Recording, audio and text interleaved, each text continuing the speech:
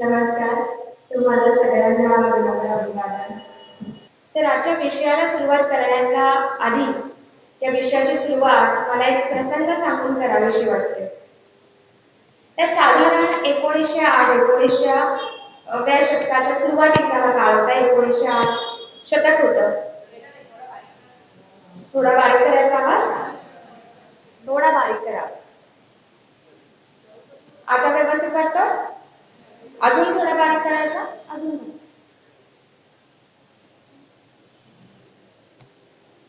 आता वाटतं व्यवस्थित आवाज? अगदी व्यवस्थित आहे. तर आता आपण सुरुवात करूया. तर मी एक प्रसंग तुम्हाला सांगत होते. 1908 चा हा प्रसंग आहे. साधारणतः देशामध्ये देशभक्तीचे, अस्वातंत्र्य पारतंत्र्याविरुद्धची असलेली चीड, यातून इंग्रजांच्या विरोधात वाढणारा उठाव, या सगळ्याचं वातावरण देशामध्ये होतं. देशामध्ये एका बाजूला क्रांतिकारकांचा सुद्धा जमाव जोर धरू लागला होता आणि ठिकठिकाणी क्रांतिकारकांनी केलेले हिंसात्मक प्रकार, क्रांतिकारकांचे उठाव, या सगळ्या गोष्टी सुद्धा जागोजागी देशामध्ये चालल्या होत्या. आणि असंच सगळं काही देशामध्ये चालू असताना खुदिराम बोस नावाचे एक क्रांतिकारक होते की ज्यांना इंग्रजांनी पकडलं होतं आणि इंग्रजांनी त्यांना फाशी देण्याची शिक्षा सुनावली होती. आणि खुदिराम बोस यांना जी इंग्रजांनी फाशी देण्याचा जो निर्णय सुनावला होता, या निर्णयाविरुद्ध देशामध्ये त्या काळी चालणाऱ्या एका वर्तमानपत्राचे एक संपादक होते. तर या संपादकांनी खूप जहाल असा लेख लिहिला होता. खूप जळजळीत भाषा, जणू काही शब्द हेच शस्त्र आहे आणि शस्त्र हातात न धरता शब्दांनी शस्त्रासारखी किमया त्यांनी करून दाखवली होती. तर असा जहाल लेख एका संपादकांनी लिहिला होता. खरं तर खुदिराम बोस किंवा क्रांतिकारकांनी केलेल्या हिंसेचे समर्थन या लेखांमध्ये त्या संपादकांनी केलं नव्हतं, पण पारतंत्र्यातून आपल्याला बाहेर पडणं कसं गरजेचं आहे आणि स्वराज्य हा प्रत्येकाचा कसा हक्क आहे आणि तो मिळाला पाहिजे याच्याबद्दल आग्रही भूमिका त्या वर्तमानपत्रामध्ये त्या संपादकांनी मांडली होती. किंबहुना या संपादकांवरती इंग्रजांचा रोष अनेक वर्षांपासूनचा होताच आणि साहजिकच एक कारणही त्यांना मिळालं आणि या संपादकांना अटक करण्याचा निर्णय, त्यांच्या विरुद्ध एक वॉरंट जारी करण्यात आलं आणि या संपादकांना अटक झाली. त्यांना न्यायालयामध्ये आणलं गेलं. त्यांच्यासमोर सुनावणी झाली. जशी आपली सुनावणी होती, न्यायाधीश बसले होते, ज्युरी बसले होते, न्यायनिवाडा चालला होता, पुरावे येत होते, साक्षीदार येत होते, एक बाजू लावून धरली जात होती. साहजिकच इंग्रजांचं राज्य असल्यामुळे त्यांना ज्या पद्धतीचा न्यायनिवाडा अपेक्षित आहे त्याच दृष्टिकोनातून ते सारं काही प्रकरण फेर धरत होतं. प्रकरणाचा बाजू ती चालली होती आणि असं हे प्रकरण अंतिम टप्प्यात आलं असताना त्या न्यायाधीशांनी त्या न्यायालयासमोर जे उभे होते त्या संपादकांना प्रश्न विचारला की तुम्हाला तुमचं काही म्हणणं या न्यायालयासमोर मांडायचं आहे का? असा प्रश्न विचारतात त्या संपादकांनी आपल्याला संधी मिळाली आणि त्या संधीचा असा काही फायदा त्या न्यायालयामध्ये करून घेतला की आपल्या शब्दांनी त्यांनी ते पूर्ण न्यायालय, केवळ न्यायालयच नाही तर आजूबाजूचं जनमानस सुद्धा हलवून टाकलं असं म्हटलं तर काही चुकीचं ठरणार नाही. सरकारची भूमिका कशी अन्यायकारक आहे हे तर त्या संपादकांनी हिरिरीनं त्या न्यायासनासमोर मांडलंच. समोर बसलेला न्यायासन जरी सरकारच्या बाजूने झुकतं माप देणार असेल तरी सुद्धा स्वतःचं म्हणणं ठामपणे मांडायला ते संपादक कुठेही कचरले नाही. तर तीच आग्रही भूमिका, कुठल्याही शिक्षेची तमा न बाळगता त्या संपादकांनी अतिशय आग्रही, अतिशय निर्भीडपणे त्या न्यायालयासमोर मांडली. आणि ज्या पद्धतीची ही भूमिका मांडली गेली तर ते केवळ शब्द नव्हते तर ती गर्जनाच होती असं म्हटलं तर काही चुकीचं ठरणार नाही. आणि ही गर्जना केवळ त्या न्यायालयातच केवळ ऐकू आली, त्याच लोकांपर्यंत राहिली असं नाही, तर ही गर्जना, हे शब्द इतके खोलवर पेटले होते की ते शब्द केवळ न्यायासनापुरते मर्यादित न राहता ते त्या लोकांच्या आजूबाजूला त्या न्यायासनाच्या भिंती भेदून जनमानसामध्ये त्यांच्या मनामनापर्यंत जाऊन पोचले आणि यातून स्वराज्याची ठिणगी प्रत्येक भारतीयाच्या मनामध्ये रुजवली गेली आणि ते शब्द होते, स्वराज्य हा माझा जन्मसिद्ध हक्क आहे आणि तो मी मिळवणारच. आणि हे सिंहगर्जना करणारे आपल्या सगळ्यांनाच माहिती आहे की दुसरे तिसरे कुणी नव्हते तर आपल्या सगळ्यांचेच लाडके लोकमान्य बाळ गंगाधर टिळक. तर खरं तर हा विषय बोलायला आणि ऐकायला मिळणं हे आपल्या सगळ्यांचंच भाग्य आहे. ज्या भूमीमध्ये टिळकांचं आयुष्य गेलं किंवा या पुण्यभूमीला टिळकांच्या कार्यकर्तृत्वाचा वास मिळालेला आहे, या पुण्याच्या आजूबाजूच्या वातावरणाने कदाचित किंवा नक्कीच टिळकांचे ते गर्जना, ते शब्द ऐकलेले आहेत त्या काळी. तर अशा या पुण्यभूमीमध्ये आपल्यालाही टिळकांच्या विचारांचं, आचारांचं आणि त्यांच्या कार्यकर्तृत्वाचं चिंतन करण्याची सुद्धा संधी मिळते. मला वाटतं हे खरंच आपल्या सगळ्यासाठी भाग्यकारक आहे.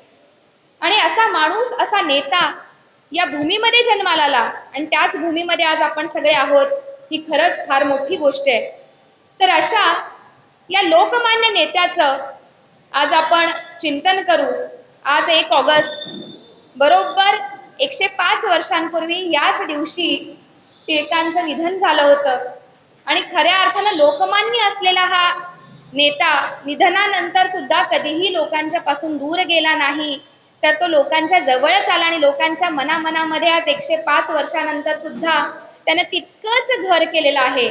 तर अशा लोकमान्यांच्या विषयी आज त्यांची पुण्यतिथी आहे, तर त्या पुण्यतिथी निमित्तही त्यांच्या स्मृतीचं वंदन करून, स्मरण करून आज आपण त्यांच्या विचारांना पुन्हा एकदा उजाळा देण्याचं काम करूया. लोकमान्य टिळक हे कुणाला माहिती नाही. लोकमान्य टिळकांचा निर्भीड स्वभाव, स्पष्ट वक्तेपणा, त्यांची देशभक्ती, देशप्रेम, पारतंत्र्यांच्या विरुद्ध असलेली त्यांची आग्रही भूमिका, त्यांचा गरजणारा आवाजच फक्त गरजत नव्हता तर त्यांची लेखणी सुद्धा गरजत होती. म्हणजे केवळ इंग्रजांना त्यांच्या शब्दांचं सुद्धा भय होतं. टिळक उभा राहिले तरी सुद्धा ते उभा राहण्याचं भय असं इंग्रजांना होतं. असा हा नेता, भारतीय असंतोषाचा जनक असं टिळकांना म्हटलं गेलंय. म्हणजे महात्मा गांधींचं नेतृत्व उदयाला येण्याच्या पूर्वी जवळपास 30 वर्ष महाराष्ट्रातल्या, पुण्यातल्या या नेत्यांनी भारताच्या पूर्ण स्वातंत्र्य लढ्याचं नेतृत्व केलं. म्हणजे भारताच्या स्वातंत्र्य लढ्याचं नेतृत्व आणि हे त्यांनी स्वतःहून केलं नाही, त्यांच्याकडे आलं.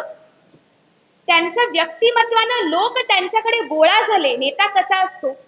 नेता असा नसतो की जो स्वतःला म्हणतो की मी नेता आहे, तुम्ही मला फॉलो करा. असा नेता नसतो.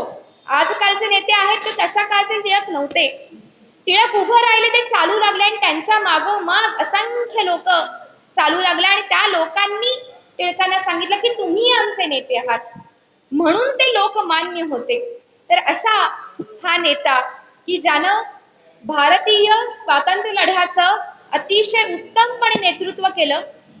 त्यांचे विचार इतके सुंदर होते की विचार केवळ स्वातंत्र्य लढ्यापुरतेच मर्यादित नाही, तर ते भारतामधल्या प्रत्येकाला, प्रत्येक भारतीयाला स्वधर्माची, स्वराज्याची, देशप्रेमाची आठवण करून देणारे, जाणीव करून देणारे असे त्यांचे असे विचार होते. तर फक्त आपल्याला टिळक हे स्वातंत्र्य लढ्यापुरते माहिती असेल तर तसं नाहीये. त्याच्याही पलीकडे टिळकांचं कार्य अत्यंत विस्तृत आहे. त्या टिळकांच्या एकंदरीत मध्ये व्यक्तिमत्वामध्ये अशा अनेक प्रसंग आहेत जे आपल्या सगळ्यांनाच प्रेरणादायी ठरतात. टिळकांच्या लहानपणीचे अनेक प्रसंग आपल्या सगळ्यांना माहिती आहेत. टिळकांच्या व्यक्तिमत्वाचं प्रतिबिंब हे त्यांच्या लहानपणापासून त्यांच्या व्यक्तिमत्वामध्ये होतं. तोच निर्भीडपणा, तोच बाणेदारपणा, तोच स्पष्ट वक्तेपणा, स्वतःचे विचार तितक्याच स्पष्टतेनं मांडणं, हे टिळक लहानपणापासून ते त्यांच्यामध्ये मुरलं होतं. जसं काही आपण म्हणतो की बाळाचे पाय पाळण्यात दिसतात, अशी असंख्य उदाहरणं टिळकांच्या चरित्रामध्ये आपल्याला मिळतात. टिळकांची बुद्धी अत्यंत कुशाग्र होती, अत्यंत ते हुशार होते. त्यांच्या घरामध्ये त्यांना ह्या हुशारीचा वारसा मिळाला होता. त्यांचे वडील गंगाधर पंत संस्कृत आणि गणिताचे अत्यंत गाढे अभ्यासक होते आणि तोच वारसा टिळकांना वडिलांकडून मिळाला. टिळक अत्यंत हुशार होते, कुशाग्र बुद्धिमत्तेचे होते.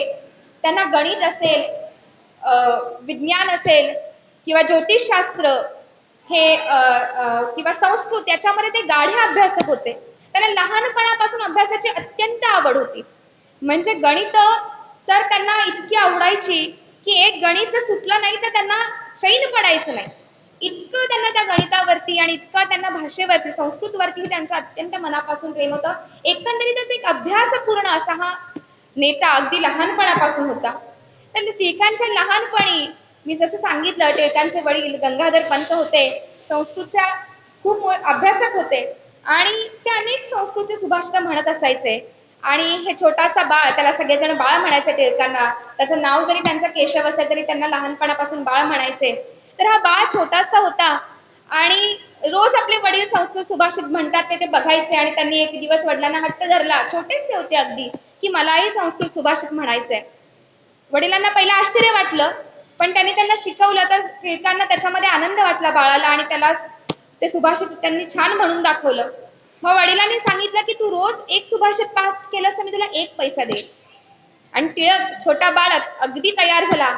आजच्या काळामध्ये बघा काही मुलांना अगदी पाठांतर म्हटलं की आपल्याला किती नाकीनव येतात, पण बाळ तसा नव्हता, त्याला जात्याच आवड होती आणि रोज एक संस्कृत सुभाषित तो वडिलांना ते पाठ करून दाखवायचे.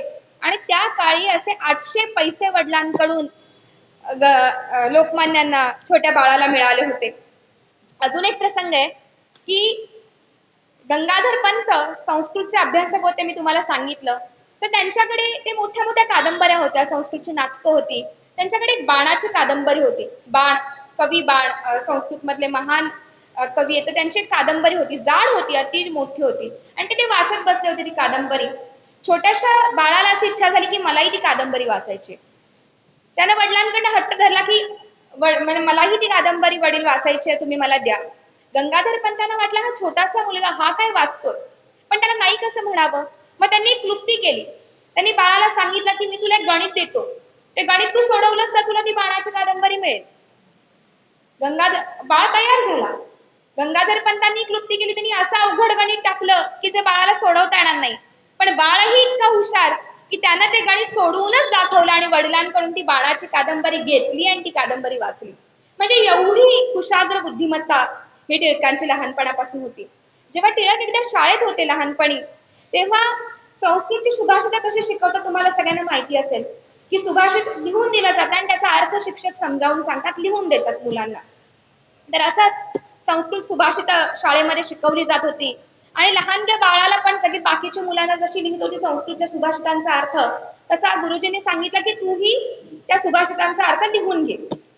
पण बाळाचं हे असं म्हणणं होतं लहानग्या की जर मी सुभाषितांचा अर्थ लिहून घेतला तर मी माझं डोकं लावून त्या सुभाषितांचा अर्थ मला समजणार नाही, त्यामुळे सुभाषितांचा अर्थ हा मी लिहून घेणार नाही, तर मी हा माझ्या अन्वयाने समजून घे. गुरुजींना हे पटलं नाही. एवढी सगळी मुलं वर्गामध्ये एक मुलगा छोटासा उठतो आणि मला असं बोलतो लिहून घेणार नाही म्हणजे काय. ते त्या मुलाला घेऊन गेले मुख्याध्यापकांकडे. मुख्याध्यापकांकडे जाऊन त्यांनी सांगितलं की हा बघा हा बाळ ऐकत नाही, मी सांगतोय भाषांतर लिहून घे, हा भाषांतर लिहून घेत नाही. मुख्याध्यापकांनी सुद्धा बाळाचं सगळं म्हणणं ऐकून घेतलं. मुख्याध्यापकांना बाळाने तेवढ्या स्पष्टपणे स्वतःचं म्हणणं मांडलं याचा खूप आनंद वाटला, पण गुरुजींना प्रत्युत्तर करणं हे बरोबर नाही. म्हणून मुख्याध्यापकांनी बाळाला गुरुजींची माफी मागायला सांगितली. पण बाळही इतका बाणेदार होता की त्यानं माफी मागायला काही तो तयार झाला नाही. शेवटी मुख्याध्यापक म्हणाले तू माफी माग नाही तर तुला शाळा सोडावी लागेल. बाळानं शाळा सोडली पण त्यानं माफी मागितली नाही. माझं म्हणणं बरोबर आहे तर मी माफी मागणार नाही, अशा पद्धतीचा बाणेदारपणा टिळकांकडे होता. म्हणजे टिळकांना एक शब्द शाळेमध्ये गुरुजींनी लिहायला सांगितला, संत. स वरती अनुस्वार देऊन आपण संत लिहितो, तर अशा पद्धतीने टिळकांनी सुद्धा तो शब्द लिहिणं अपेक्षित होतं गुरुजींना. पण टिळकांना संस्कृत माहिती होतं, त्यामुळे त्यांनी तो शब्द 3 पद्धतीने लिहिला. गुरुजींनी काय केलं, जो संत त्यांना अपेक्षित होता तेवढाच बरोबर केला, बाकीच्यांना चूक केलं. छोट्याशा बाळाला हे पटलं नाही, त्याला संस्कृतचे नियम माहिती होते. त्याने गुरुजींना सांगितलं हे 3ही शब्द माझे बरोबर आहेत, तुम्ही नियम काढा, मी तुम्हाला दाखवतो. पण त्यानं माघार घेतली नाही. म्हणजे त्या काळी बाकीची मुलं दिवाळीमध्ये खेळत असत, पण छोटासा बाळ प्रमेय किंवा गणिताची एखादी गूढ प्रश्न सोडवत बसलेला असेल. बाकीची मुलं येत आणि बाळाला म्हणत, अरे तू खेळायला का येत नाहीस? तर तेव्हा बाळ म्हणे की गणित हाच माझा दिवाळीतला खेळ आहे, याच्यात मध्ये मी रममाण होतो. म्हणजे टिळकांचं लग्न पुढे लहान वयात लग्न व्हायचं, तसंच टिळकांचं लग्न त्याच्यानंतर झालं. तर त्यावेळेला आजच्या काळामध्ये पण असं आहे की लग्न झाल्यानंतर जावयाला वाण दिलं जातं किंवा आहेर पाहेर दिला जातो. तर त्या काळामध्ये पण एक आषाढ पाटी नावाचा एक प्रकार होता, ज्याच्यामध्ये लग्न झाल्यानंतर त्या जावयाला वाण किंवा काही आहेर वगैरे दिला जायचा, कपडे लत्ते जे काही असेल तसं. तर त्या काळी त्या आषाढ पाठीमध्ये सुद्धा टिळकांनी पुस्तकं मागितली होती. एवढं टिळकांचं पुस्तकांवरती प्रेम होतं. मग टिळकांचं पुस्तकावरती इतकं प्रेम होतं की त्यांच्या आजूबाजूच्या लोकांना सुद्धा ते माहिती होतं. त्यामध्ये आजूबाजूचे लोक सुद्धा म्हणायचे की टिळक एक वेळ नेसतं धोतर देतील, पण आपल्या लायब्ररी मधल्या पुस्तकाला हात लावू देणार नाही. मग टिळक एका बाजूला अत्यंत उदार होते, म्हणजे ते इतके लोकांना मदत करायचे, स्वतःचा शिकवण्यातला पगार सुद्धा कधी घ्यायचे नाही, किंवा जेवढं काही आपल्या कष्टातून आपल्याला जे मिळेल पैसा ते लोकांच्यासाठी ते द्यायचे. पण पुस्तकाच्या बाबतीमध्ये टिळक अत्यंत आग्रही होते. म्हणजे त्यांना त्यांच्या पुस्तकांना कुणी हात लावलेला चालायचा नाही, किंवा हात लावला तरी पण तो व्यवस्थित पद्धतीने ती पुस्तकं राहिली पाहिजे हा त्यांचा आग्रह असायचा. म्हणजे जसं काही बाबासाहेब आंबेडकरांचं आपल्याला उदाहरण माहिती आहे की त्यांच्याकडे अगदी 2-3 मजल्याची लायब्ररी होती बाबासाहेब आंबेडकरांच्या घरी, आणि बाबासाहेब आंबेडकर जेव्हा पुस्तकं वाचत बसलेले असायचे तेव्हा त्यांना तहान पाण्याची सुद्धा कधी त्यांना कळायचं नाही की तहान पाणी भूक लागली, हे पण त्यांना कळायचं. त्याच पद्धतीने टिळक सुद्धा जेव्हा पुस्तकं वाचत ग्रंथ वाचत बसायचे, किंवा एक चहा यायचा तो गार होऊन जायचा, दुसरा यायचा तो गार व्हायचा, दिवसाचा रात्र व्हायची, पण टिळकांना वेळेचं भान राहायचं नाही. इतकं टिळकांना त्यांचं पुस्तकं आणि ग्रंथांवरती त्यांचं प्रेम होतं. म्हणजे टिळक त्यानंतरही जेव्हा मंडालेच्या तुरुंगामध्ये होते त्याही वेळेला टिळक पत्र लिहून त्यांच्या पुस्तकांची व्यवस्था कशी आहे याची चौकशी करत असायचे, की माझी पुस्तकांची व्यवस्था तुम्ही ठेवली आहे ना व्यवस्थित, त्याला कोणी हात तर लावत नाही, किंवा हात लावला कोणी घेऊन गेली आणि आणून दिली नाही असं तर होत नाहीये, हे पुस्तक तिथं होतं तिथं आहे का अजूनही, असेही प्रश्न ते त्या मंडालेपासून पत्रातून लोकांना विचारायचे. मग टिळकांकडे एकदा एक गृहस्थ आले, मोठे गृहस्थ होते. तर त्या टिळकांना त्यांनी सांगितलं की मला तुमची लायब्ररी ग्रंथालय बघायची, तुमची मी ऐकलंय तुमची ग्रंथसंपदा खूप आहे, तर ही माझी इच्छा आहे. मग टिळक म्हणे हो मी तुम्हाला दाखवायला घेऊन जातो. मग टिळकांनी ती ग्रंथसंपदा दाखवायला त्या गृहस्थांना टिळक घेऊन गेले, आणि स्वतःच्या हाताने एक एक पुस्तक काढून ते त्या गृहस्थांना दाखवायला लागले.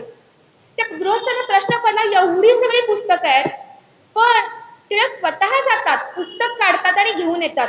एखादा नोकर नाही किंवा एखादा माणूस हाताखाली नाही की जो पुस्तकं सांगेल आणेल त्यांना मदत करेल. त्यांनी तो प्रश्न कुतूहलाने टिळकांना विचारला की तुमच्याकडे एखादा माणूस नाही का? तेव्हा टिळक म्हणाले की मला माझ्या पुस्तकांसाठी देखभाल करणारा माणूस तसा आवडत नाही.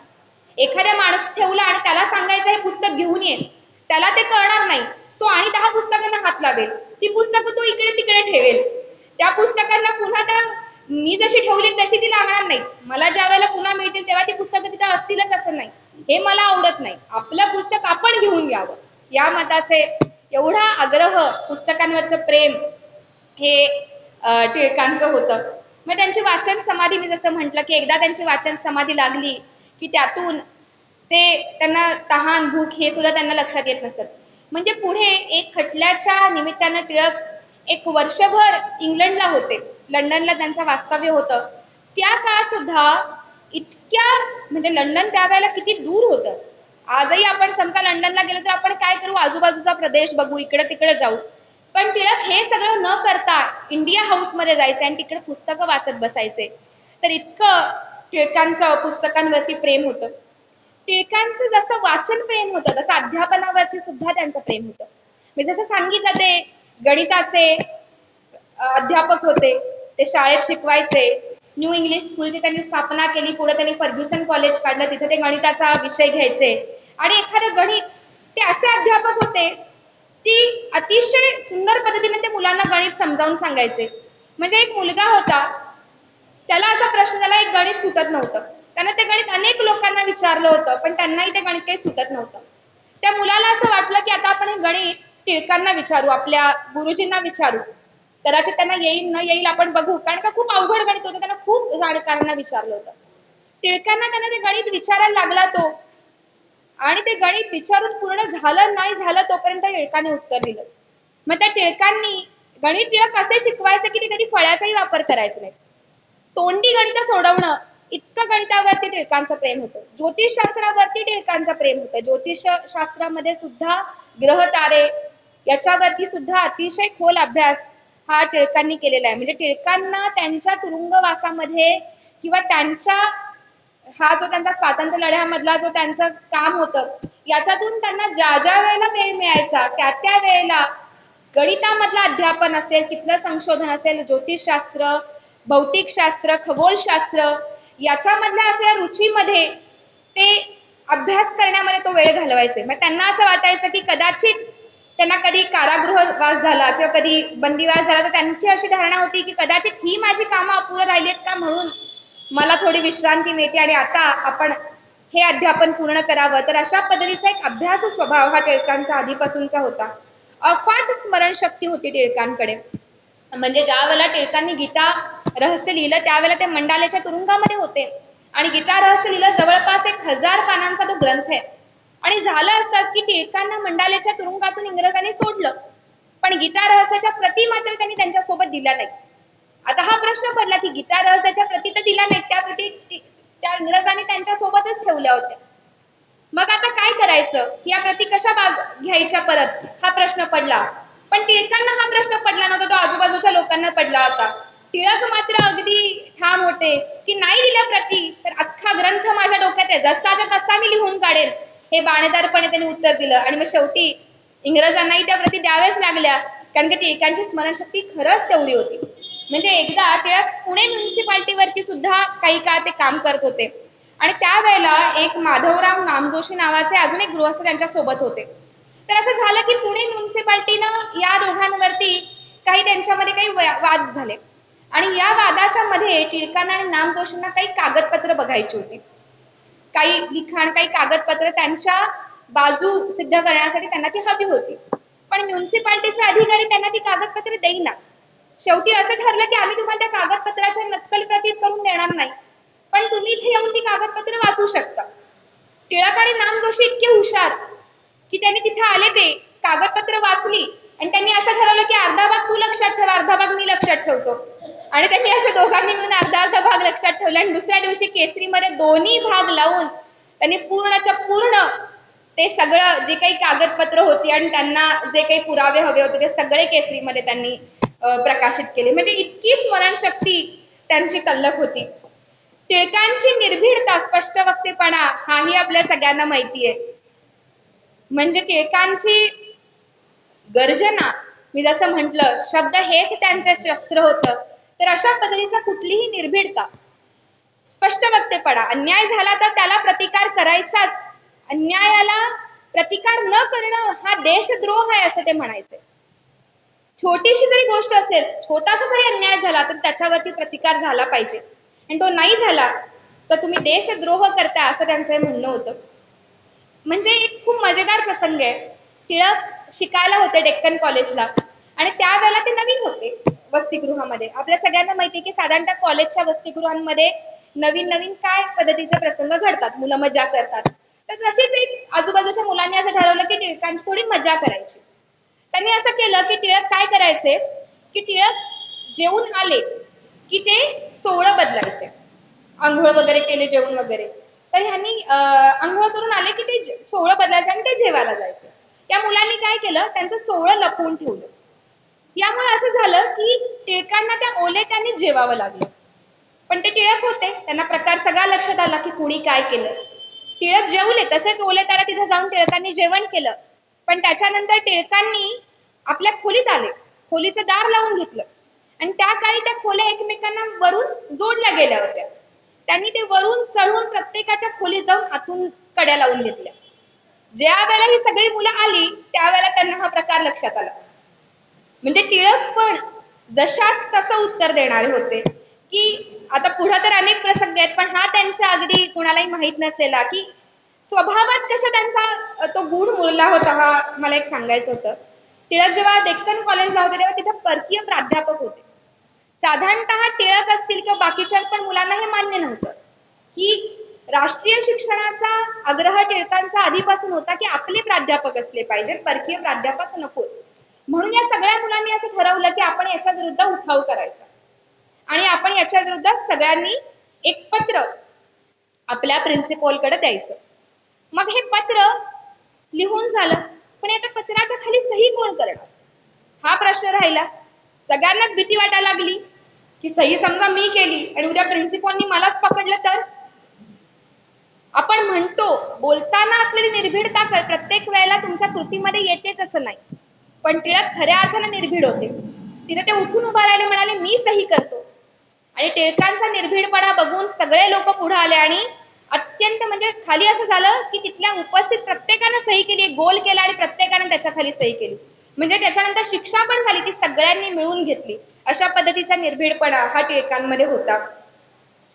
तर टिळक ज्या वेळेला असेच पुढे त्यांचा कार्यक्रम वगैरे चालू होते, त्यांनी केसरी मराठा वृत्तपत्र काढली, तर असा एक तरुण त्यांना एक दिवस भेटला आणि एका कचेरीमध्ये टिळक काम करत होते आणि त्या कचेरीमध्ये एक ब्रिटिश कचेरी होती, ती म्युन्सिपाल्टीमध्ये ते गेले होते काही कामाला आणि तिथं होती आणि तिथं तो एक तरुण आला. तिथं विक्टोरिया, राणी विक्टोरियाचं चित्र लावलं होतं आणि ते त्यांना फाडून टाकलं ते तरुणानं. आणि तो टिळकांना म्हणाला की इथं तुम्हाला चित्र लावलं आणि तुम्ही हे चित्र बघत कसं बसू शकता, तुम्ही हे चित्र फाडून का नाही टाकलं, तुमचा सुद्धा परकीयांना विरोध आहे तर तुम्ही कसं हे बघत बसला. त्यावेळेला टिळकांनी त्याला दिलेलं उत्तर खूप छान आहे. टिळक त्याला म्हणे की चित्र तू फाडलंस, पण चित्र फाडून काय होणार आहे, तुला जर हिंमत असेल तर ती हिंमत ज्या पद्धतीने सदाशिवराव भाऊंनी दिल्लीचं तख्त फोडलं त्याच पद्धतीने लंडनचं तख्त फोडण्यासाठी तू ती हिंमत असेल तर वापर. म्हणजे टिळकांमध्ये मला सांगण्याचा उद्देश हा की निर्भीडपणा होता, स्पष्टवक्तेपणा होता, पण तो अताताई नव्हता. कुठे विरोध करायचा आणि किती प्रखर करायचा हे त्यांना माहिती होतं.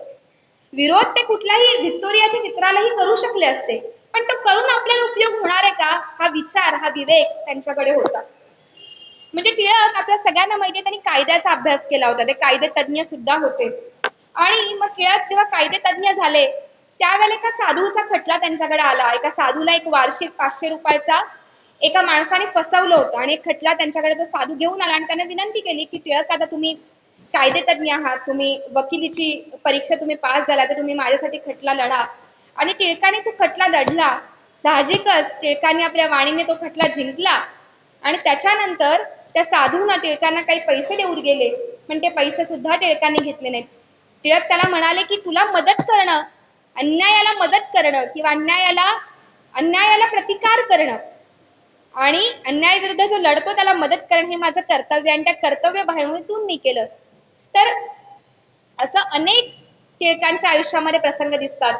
टिळकांनी केसरी मराठा चालू केला, आपल्या सगळ्यांना माहिती आहे. टिळक संपादक होते, अतिशय निर्भीड संपादक होते. आपल्या सगळ्यांना माहिती आहे की पत्रकारिता हा लोकशाहीचा चौथा स्तंभ मानला जातो. पत्रकारिता ही निरपेक्ष असली पाहिजे, निर्भीड असली पाहिजे, निपक्षपाती असली पाहिजे. जी पत्रकारिता असते त्या पत्रकारितेनं हा समाजाचा आरसा असतो. यानं कुणा एकाची बाजू घेतली नाही पाहिजे, मग ती जनतेची असू दे किंवा राजकारण्यांची असू दे. यानं निपक्षपातीपणे समाजासमोर ती बाजू मांडणं अपेक्षित असतं. आजच्या काळातली पत्रकारिता आपल्याला माहिती आहे, त्या काळची पत्रकारिता आणि अवघड होती. कारण का साहजिकच आपलं बाजू, आपलं म्हणणं तितकंच लोकांच्या समोर निपक्षपातीपणे असेल तरी मांडणं हे तितकंसं सोपं नव्हतं. ब्रिटिशांचा अंमल होता, त्यामुळे साहजिकच ब्रिटिशांची त्या गोष्टींवरती नजर होती. पण तरीही जेव्हा टिळक संपादक होते तेव्हा टिळक असं म्हणायचे की हा पक्ष निपक्षपातीपणा संपादकाचा असलाच पाहिजे. आणि हा निपक्षपातीपणा असा कसा असला पाहिजे की उद्या देव जरी समोर आला आणि तो जरी गुन्हेगार असेल तरी पण त्या संपादकांना त्याच्याबद्दल लिहिलं पाहिजे. तर इतका निपक्षपातीपणा हा संपादकांना बाळगला पाहिजे आणि असा संपादक हे टिळक असे संपादक होते. मग जेव्हा टिळकांनी केसरी चालू केलं तेव्हा ते म्हणायचे, केसरी हे नाव त्यांनी का दिलं तर ते त्यावेळेला ते म्हणायचे की इतके राजकारणी किंवा ब्रिटिश हे हत्तीसारखे माजले आहेत तर यांना सरळ करायला केसरीच हवा आहे. आणि म्हणून अशी गर्जना करून टिळकांनी केसरी या नावानं वृत्तपत्र चालू केलं. ते त्याही वेळेला म्हणायचे की कागद गुळगुळीत आणि लेख बुळबुळीत असा केसरी मी कधी होऊ देणार नाही. म्हणजे शस्त्रासारखी लेखणी, म्हणजे जसं शस्त्र असतं, शस्त्रांनी एक व्यक्ती मारला जाईल, पण लेखणी हे असं शस्त्र आहे की जो हजारो माणसांच्या पर्यंत, लाखोंपर्यंत रक्तपात न होता पोहोचू शकेल असं शस्त्र टिळकांनी वापरलं. टिळकांनी अनेक जहाल लेख लिहिले, आपल्या सगळ्यांना माहिती आहे. हे जहाल लेख लिहिणं तितकंसं सोपं नव्हतं, बिलकुल सोपं नव्हतं त्या काळामध्ये. पण आपल्या मनातल्या अंतरात्म्याला स्वरून जे वाटतं ते निर्भीडपणे कुठल्याही नंतर होणाऱ्या शिक्षेची किंवा कुठल्याही नंतर होणाऱ्या जे काही त्याचे परिणाम असतील त्याची भीती न बाळगता टिळकांनी लिहिलं. जेव्हा टिळकांना अनेकदा टिळकांना कारावास झाला, तर टिळकांना जेव्हा पहिल्यांदा कारावास झाला आणि ते जेव्हा आले तेव्हा त्यांनी पुनश्च हरिओम म्हणून पुन्हा एकदा मी माझं कार्य चालू करतोय अशा नावाचा लेख लिहून सुरुवात केली. जेव्हा प्लेगने थैमान पुण्यात घातलं होतं तेव्हा सरकारचं डोकं ठिकाणावर आहे का, किंवा राज्य करणं म्हणजे सूड उगवणं नाही, अशा पद्धतीचे अगदी खरखरीत भाषेमध्ये लेख टिळकांनी लिहिले. एक खूप सुंदर प्रसंग आहे टिळकांच्या आयुष्यामधला, अतिशय प्रेरणादायी प्रसंग आहे. चिरोल नावाचा एक पत्रकार होता लंडनमध्ये, आणि हा लंडन टाइम्सचा पत्रकार होता. तर या पत्रकाराने काय केलं की हिंदुस्थानातला असंतोष नावाचं एक पुस्तक लिहिलं होतं या पत्रकाराने, आणि या पुस्तकामध्ये त्याने टिळकांच्या वरती टीका केली. त्यांनी देशद्रोह केला किंवा त्यांनी कशा चुकीच्या पद्धतीची माहिती त्यांना या पुस्तकामध्ये टिळकांच्या बद्दल लिहिली. साहजिकच टिळकांना ही गोष्ट कळली. टिळकांना एखादी गोष्ट अशी इकडची तिकडे सहन होत नसेल, आणि साहजिकच टिळकाच्या स्वभावानुसार टिळकांनी या माणसावरती खटला भरण्याचं ठरवलं. हा पत्रकार होता लंडनचा, साहजिकच खटला लंडनला उभा राहणार होता. टिळकांच्या आजूबाजूच्या माणसाने त्यांना इतकं समजावण्याचा प्रयत्न केला की तुम्ही जरा लंडनला खटला भरलात त्याच्यामध्ये 1-1.5 लाख रुपये जातील, तुम्हाला सारखं जा ये लंडनला करावं लागेल, पैसा जाईल. तिसरी गोष्ट, लंडन म्हणजे तिथं साहजिकच ब्रिटिशांचं राज्य आहे, त्यामुळे खटला हा काही आपल्या बाजूला तितक्या निपक्षपातीपणे लागेलच असंही सांगता येत नाही, तर तुम्ही याच्यामध्ये नका पडू, तुम्ही बाजूला व्हा. पण ऐकतात ते टिळक कोण? टिळकांचं म्हणणं होतं की अन्यायाला विरोध झालाच पाहिजे, मी इकडचं तिकडचं असं लिहिलेलं खपवून घेणार नाही. आणि टिळकांनी खटला भरला. टिळक पाणबुडीतून लंडनला जायचं म्हणजे त्या काळाला इतका अवघड परिस्थिती होती, कारण का देशादेशांमधली युद्ध चालू होती आणि त्या पाणबुडीमध्ये कुणी अवघड असतं. आजही आपण लंडनला जायचं म्हटलं आपल्या पोटात गोळा येईल. त्या काळी समुद्रातून पाणबोटीतून लंडनला जायचं, टिळक लंडनला जायचे. तिथं खटल्यांमध्ये ते अभ्यास करून आपला खटला तिथं मांडायचे, आणि या सगळ्या गोष्टी टिळकांनी केल्या. पण जायचं तेच झालं, शेवटी टिळकांच्या विरोधात निकाल लागला, कारण का साधारणतः हे लंडनचं कोर्ट होतं, ब्रिटिशांनी सुद्धा त्यांच्या विरोधातले बाजू दाखवल्या आणि साधारण पक्षपातीपणे हा निर्णय देण्यात आला आणि टिळकांच्या विरोधात खटला लागला. आणि मग टिळक त्याच्यातून परत आले, टिळक हरले खटला. आणि मग टिळक परत आल्यानंतर टिळकांच्या एका मित्राने टिळकांना विचारलं की तुम्ही एवढे 2-2.5 लाख रुपये याच्यामध्ये घातलेत आणि हा खटला सुद्धा तुमच्या बाजूचा लागला नाही, तर काय साधलं या सगळ्यांनी? तेव्हा टिळकांनी त्याला सांगितलं की अन्यायाचा प्रतिकार न करणं हा देशद्रोह आहे आणि तो मी कदापिही करणार नाही. माझ्यावरती अन्याय झाला तर मला त्याचा प्रतिकार केलाच पाहिजे, परिणामांची तमा न बाळगता तो मी केला. आणि समजा जर मी खटला जिंकलो असतो तर सगळ्या देशामध्ये, सगळ्या जगामध्ये ब्रिटिशांनी काय केलं हे पोहोचलं असतं. आणि समजा आज मी खटला हरलो, पण पक्षपातीपणे ब्रिटिश कशी न्यायव्यवस्थेची गळचेपी करतात हे सुद्धा त्याच्यानी सगळीकडे पोहोचलंच की. टिळक म्हणाले माझे मी 2-2.5 लाख रुपये घातले, पण हे 2-2.5 लाख रुपये घालून माझ्या लोकांना न्यायासनाची कशी गळचेपी ब्रिटिश करतात हे जरी लक्षात आलं तरी माझे 2-2.5 लाख रुपये पोहोचले असं मी मानेन. मग टिळकांचा ठाम विश्वास कसा होता ते बघा, की आकाश जरी कोसळले तरी त्यावर पाय ठेवून मी उभा राहील, या पद्धतीची जिद्द ही टिळकांनी स्वतःमध्ये त्यांनी होतीच, पण ही जिद्द जनमानसांना देण्याची, शिकवण देण्याची, प्रेरणा देण्याचं काम हे टिळकांनी केलं. अजून एक खूप सुंदर प्रसंग आहे, मला हा प्रसंग खूप आवडतो, की एकदा काय झालं, केसरीचा छापखाना होता आणि प्लेगचा काळ होता पुण्यामधला, आणि त्याच्यामुळे त्या छापखान्यामध्ये जे मजूर होते त्याची थोडी टंचाई झाली, त्यामुळे काम व्यवस्थित होईना. मग ते ज्या केसरीच्या छापखान्याचे मॅनेजर होते ते मॅनेजर टिळकांकडे आले. टिळकांनाही कसं बरं नव्हतं, त्यांचा गुडघा दुखत होता. पण ते मॅनेजर आले टिळकांकडे, त्यांनी समस्या सांगितली, असं असं मजूर मिळत नाहीयेत. तर मला असं वाटतं की आपण असं करू की पुण्यातला जो केसरी आहे तो वेळेवरती छापू आणि जो बाहेर केसरी जातो तो थोडा आपण नंतर छापू.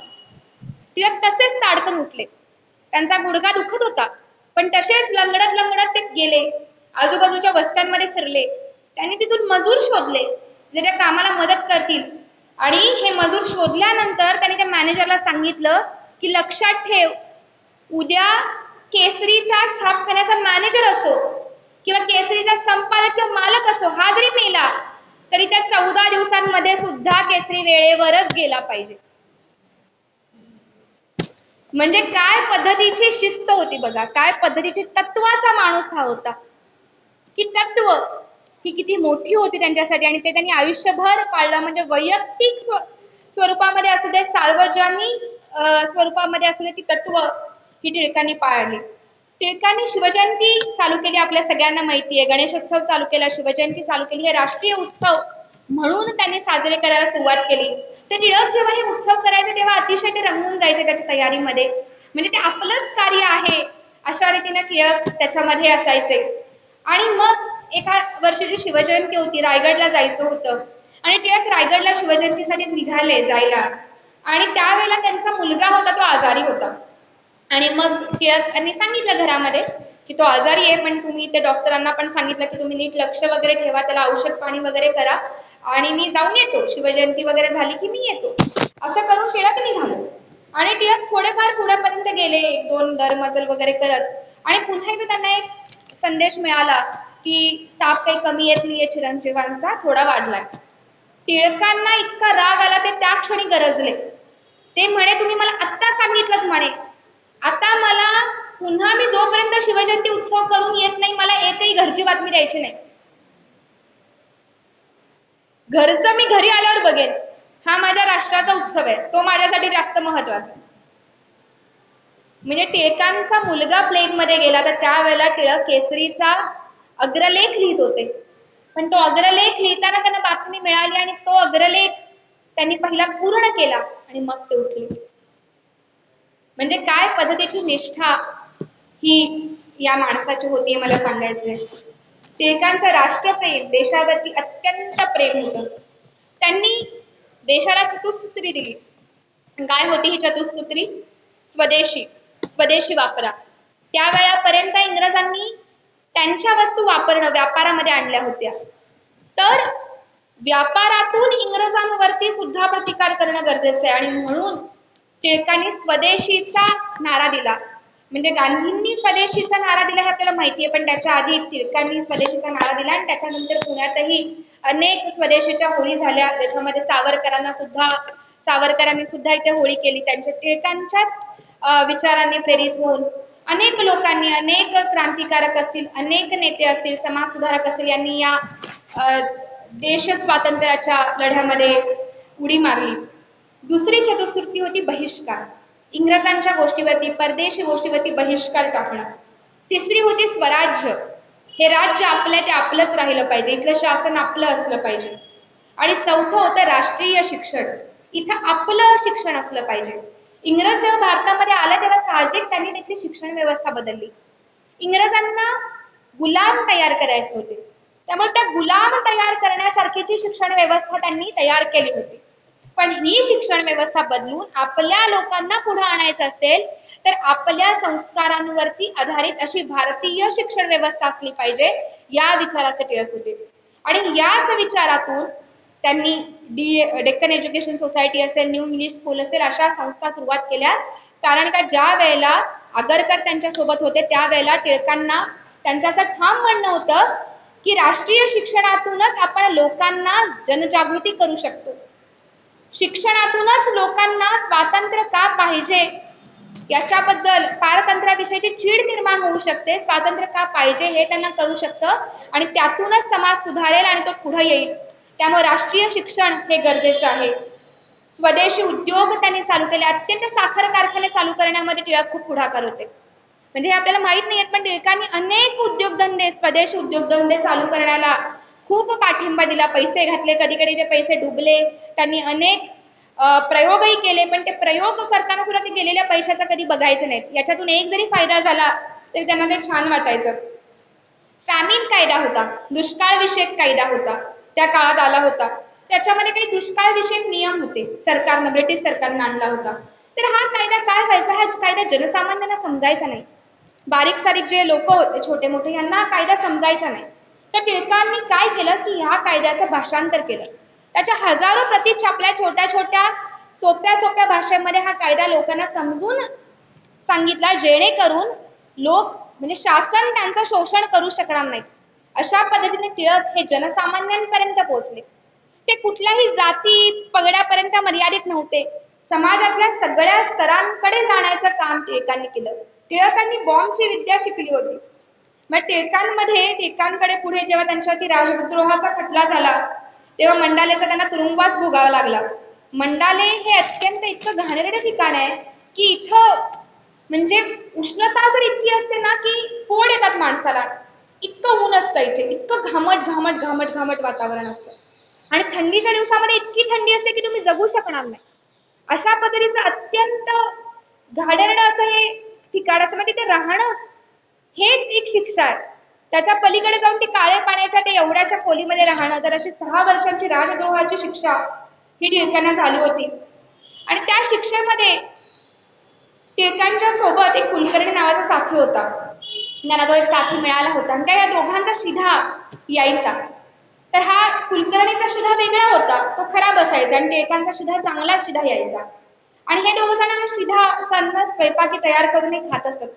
आणि मग या शिधाचं टिळक काय करायचं, तर त्या शिधा जो आपला शिधा होता तो त्या व्यक्तीला द्यायची, त्याची पण सेवा करायचे, आणि त्याचा शिधा चिमण्यांना घालायचे.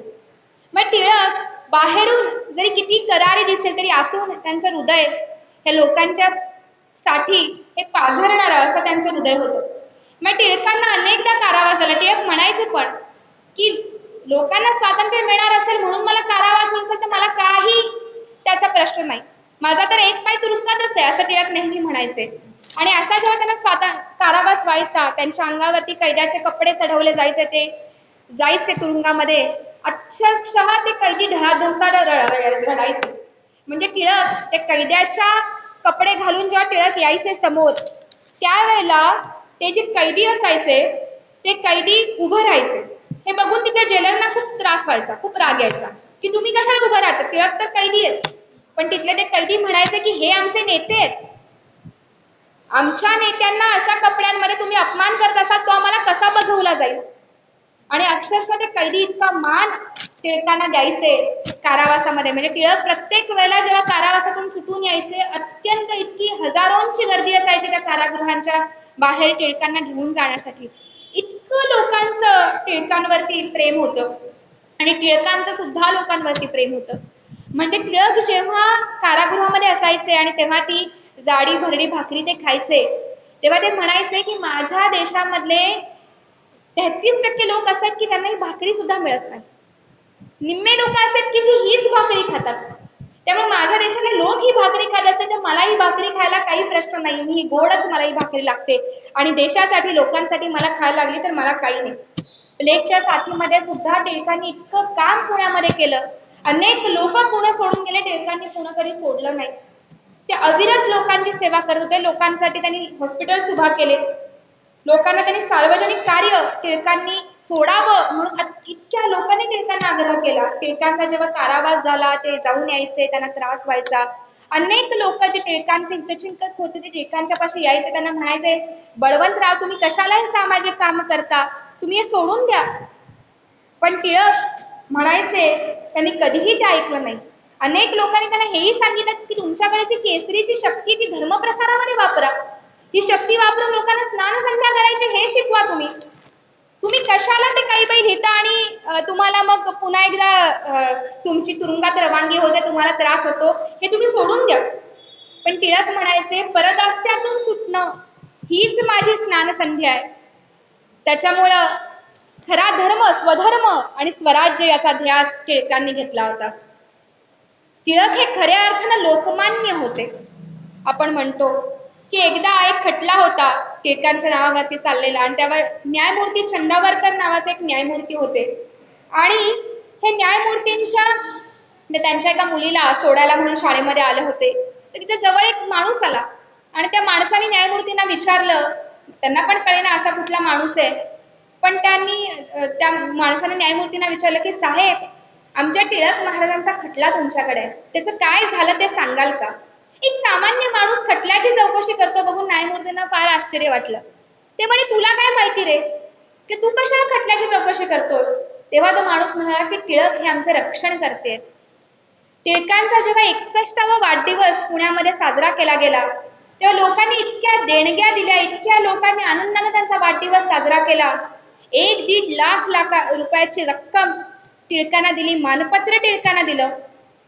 इतकं लोकांचं प्रेम टिळकांवरती होतं. 1-1.5 लाख रुपये हे त्या काळी काही कमी नाही, पण स्वतःच्या पोटाला पीळ घालून आपल्या नेत्यासाठी दिलेली ती एक प्रेमाची एक रक्कम दिली.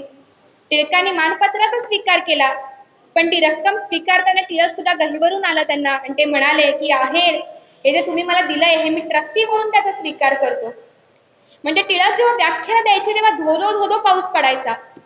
छत्री घेऊन त्यांच्यावरती धरायला कोणी आलं तर टिळक म्हणायचे, मी छत्रीमध्ये राहून व्याख्यान देणार नाही, समोर बसलेले माझे श्रोते पावसामध्ये भिजतात तर मला छत्री नको. आणि टिळक तसे पावसामध्ये भिजत ते बोलायचे. चेरोलच्या केसचा मी तुम्हाला प्रसंग सांगितला. या प्रसंगामध्ये टिळकांना खूप कर्ज झालं.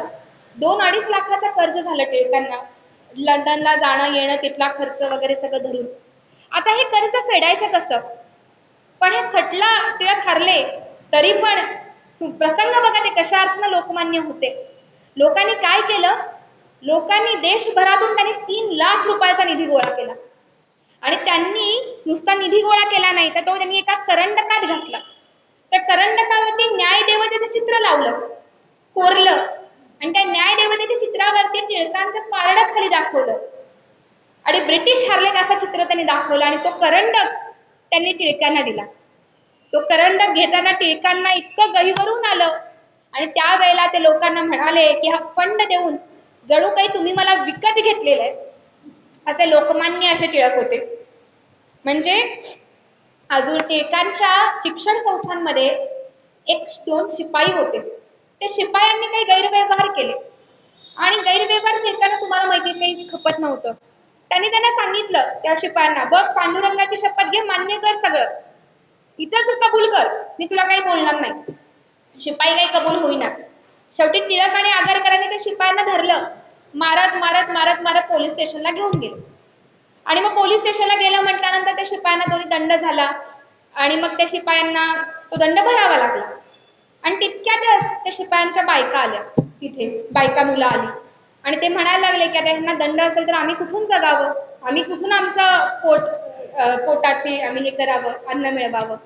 टिळकांना ते ऐकून इतकं गहिवरून आलं की जरी शिपायांनी गुन्हा केला तरी त्याची शिक्षा त्या मुलाबाळांना मिळायला नको, म्हणून त्या दंडाची रक्कम टिळकांनी स्वतःच्या पैशातून भरली.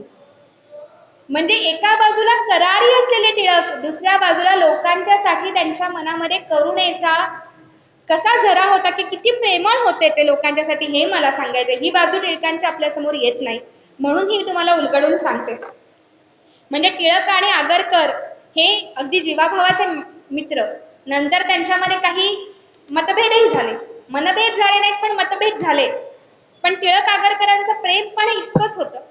जेव्हा टिळकांच्या मुलीचं लग्न ठरलं, त्या कृष्णेचं निमंत्रण द्यायला स्वतः टिळक आगरकरांकडे गेले, आणि त्यांनी गळ घातली की तुम्ही हिच्या लग्नाला आलं पाहिजे. आगरकर गेले तेव्हा टिळकांना इतकं वाईट वाटलं. म्हणजे त्यांच्या शेवटच्या काळामध्ये आगरकरांना टिळक भेटायला गेले, आणि त्यांच्या डोळ्यातून झळाझळा पाणी आलं की इतक्या कमी वयामध्ये माझा मित्र जातो आहोत. एकत्र टिळक आगरकर कारावासात होते. टिळकांची प्रकृती चांगली होती, ते त्यांनी अंग कमावलं होतं, पण आगरकरांची प्रकृती अशक्त होती.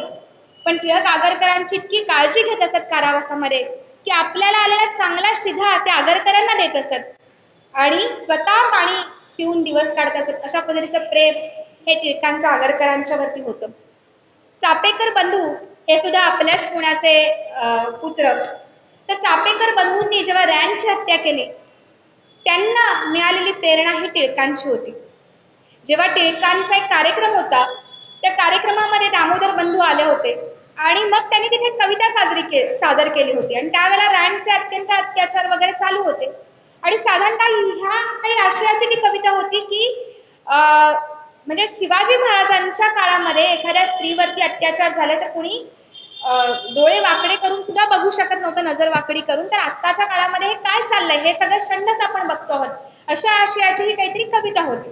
ही कविता दामोदर बंधूंनी चापेकरांनी तिथे म्हटली आणि मग कार्यक्रम झाला.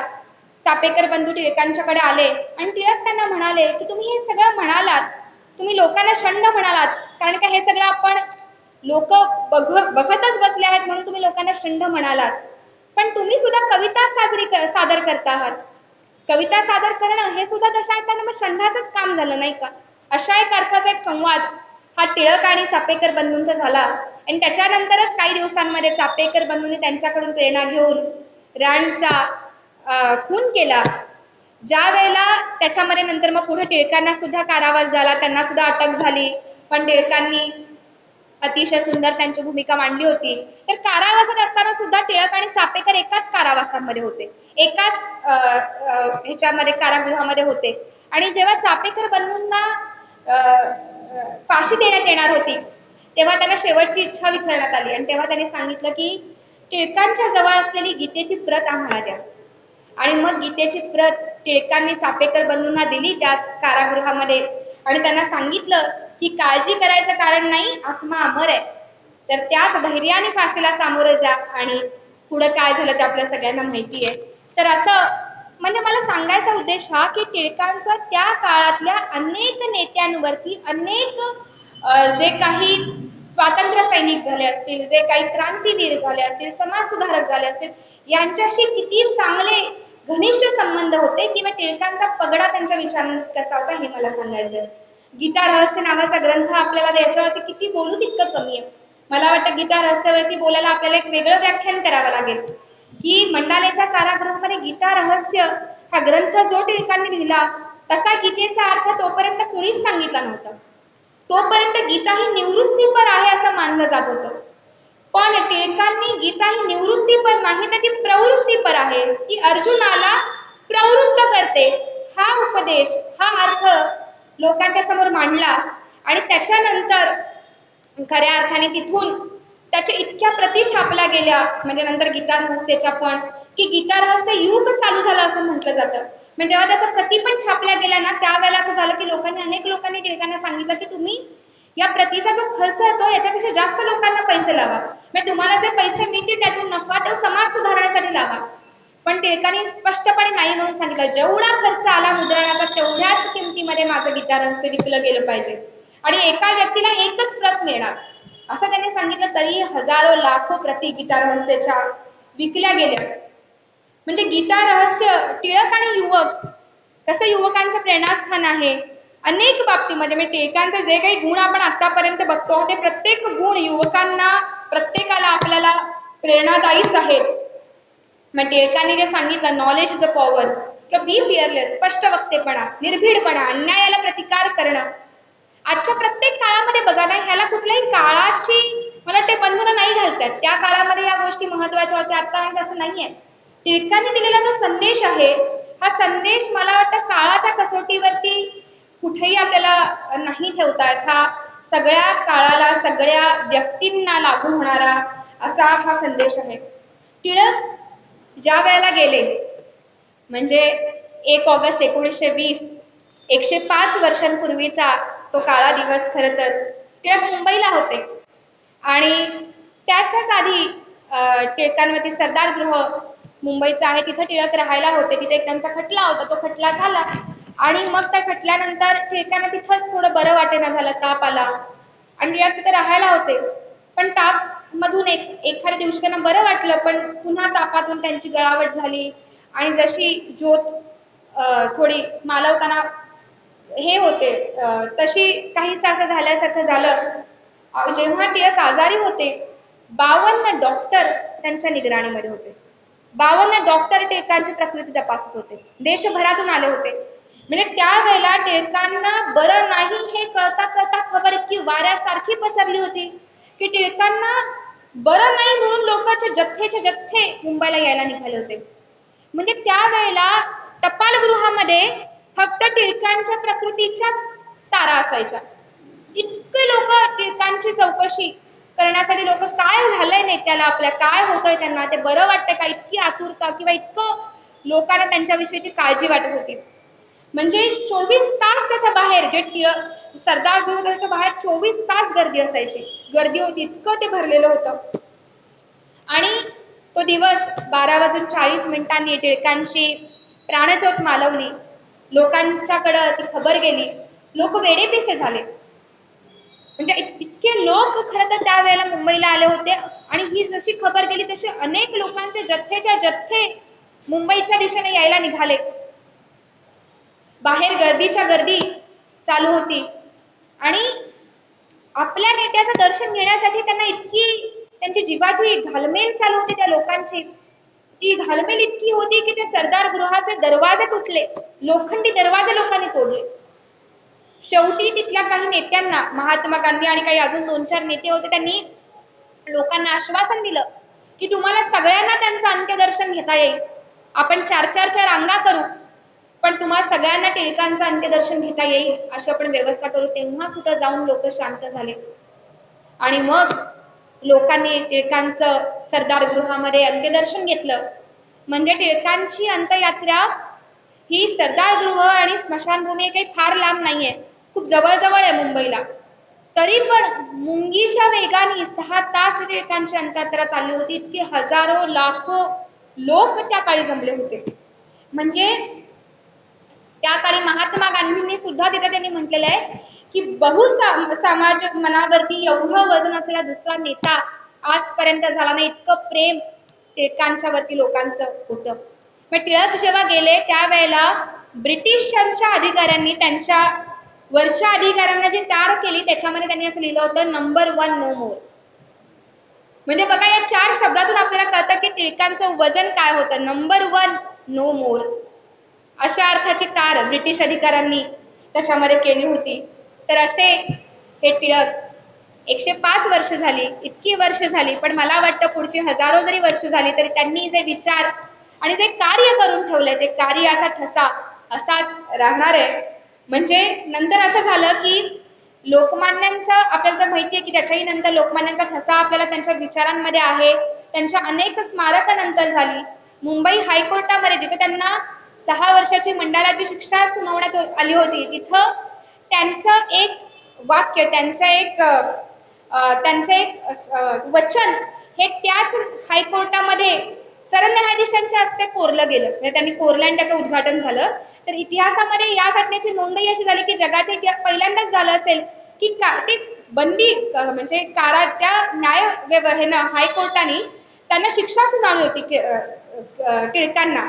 म्हणजे ज्याला शिक्षा सुनावली त्याचंच वचन पुढे हायकोर्टामध्ये लागलं. तर अशा पद्धतीचं ही उदाहरण टिळकांच्या स्वरूपामध्ये ह्याच्यामध्ये राहिलं. आपल्याला माहिती आहे टिळकांचं कार्य अजूनही चालू आहे. केसरीचा ट्रस्ट झाला, केसरीचं कार्य चालू आहे आणि त्यांच्या विचारांनी आचारांनी पुढे तर अनेक लोक पेटले आणि ह्या कार्याला एक व्यापक स्वरूप प्राप्त झालं. तर आजच्या या दिवशी खरं तर अतिशय सुंदर टिळकांच्या स्मृतीचा आपण सगळ्यांनी अभिवादन करण्याचा हा दिवस. तुम्हाला सगळ्यांना माहिती आहे की मी खरं तर महिला व्यक्तीवरती बोलते किंवा त्या स्त्री रेखांवरती बोलण्याचा माझा प्रयत्न असतो, पण 1 ऑगस्ट म्हटल्यानंतर टिळक या विषयावरती बोलण्याचा मोह मला सुद्धा आवरला नाही. तर ही बोलण्याची संधी मला इथे मिळाली याबद्दल खरं अर्थाने धन्यवाद. आणि पुन्हा एकदा टिळकांच्या स्मृतींना विनम्र अभिवादन करून आपण इथेच थांबूया. धन्यवाद.